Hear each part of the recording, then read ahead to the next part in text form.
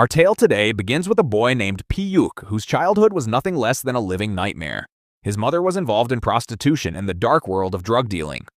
One fateful day, the police caught her red-handed. And from that moment, Piyuk's life plunged into a darkness far deeper than before. At school, on the streets, and even in his own neighborhood, all he ever received was humiliation. One afternoon, while buying groceries, some locals began spitting vile insults about his mother. Piyuk, already carrying years of pain, confronted them. Just then, his girlfriend arrived and tried to pull him away. But when those men turned their filth toward her, something inside him snapped. In blind rage, he pulled the trigger. It was an impulsive act, and it changed his life forever. Because he was underage, the court sent him to a detention center, a place meant for rehabilitation, but in truth, it was hell on earth. There, he met Fluke, a boy caught selling powdered drugs. Both were taken to meet the warden, a cruel, sadistic man who ruled the place with an iron fist. Fluke trembled in fear, but Piyuk stared directly into the warden's eyes. That defiance? The warden didn't like it one bit. He warned Piyuk to lower his gaze, or his life would become unbearable. But Piyuk didn't flinch, so the warden handed them over to a notorious inmate named Bear. "It's their first day," the warden said. "Make sure they feel welcome." Bear shaved their heads, stripped them, and mocked them.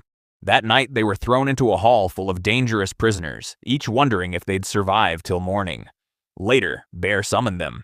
He gave Fluke two options: obey and become his property, or be handed over to the other inmates.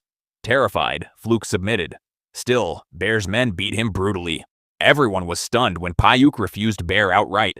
In prison, different blocks had different gang leaders. And Gus, leader of another gang, noticed Piyuk's courage. The next day, when Piyuk went to get food, the cook tried to spill it, saying, "If you don't follow the rules, this is your punishment." On his way out, Bear blocked him and knocked his food to the ground. Without a word, Piyuk bent down, picked it up, and ate it. Gus, watching from a distance, said, "Smart move. You'll need your strength." Soon after, Bear's men cornered Piyuk during bath time for punishment. 5 men were ordered to kick him.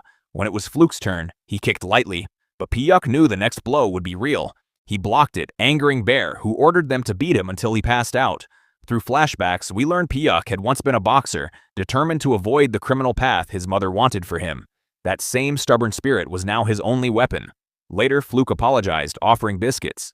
This new bond enraged Bear, who punished Fluke again, until Piyuk stepped in and knocked out one of Bear's men with a single punch. Bear, seeing an opportunity, gave Gus a choice between the two boys. Gus chose Piyuk, making him part of his gang, a family that would protect him at all costs. That night, Gus told him, "I chose you because you never bow down." Fluke, "He'll do whatever it takes just to survive." Gus handed Piyuk a wooden shank, a symbol of trust and loyalty. Life improved for Piyuk, but Fluke's life became unbearable. Then one day, Fluke overheard Bear's men plotting to kill Gus by hiding razor blade dust in his food. The next morning, Fluke snatched Piyuk's plate and ate it himself. Moments later, he choked and died in agony. Piyuk blamed himself, but Gus told him, "In here, the weak don't survive." The gang vowed revenge. On the chosen day, Gus attacked Bear, but Bear wore hidden armor. In the fight, Bear stabbed Gus fatally. That night, Piyuk discovered Gus bleeding under his blanket. With his last breaths, Gus told him, "I saved you once. Now it's your turn to protect them." And then, Gus was gone. Bear later challenged Piyuk to a duel. Knowing Bear wore armor, Piyuk made him strip before the fight. He fought fiercely, recalling his boxing days, targeting Bear's legs until he fell, then stabbing him repeatedly until Bear's life was over. The warden, furious, punished Piyuk and his friend Golf, but later offered them better food and a transfer to another prison. They accepted, thanking him, though deep down they wondered, had the warden sent them somewhere even worse? And that, my friends, is the end of today's story. The lesson? Never let anger push you into a decision that could destroy your life.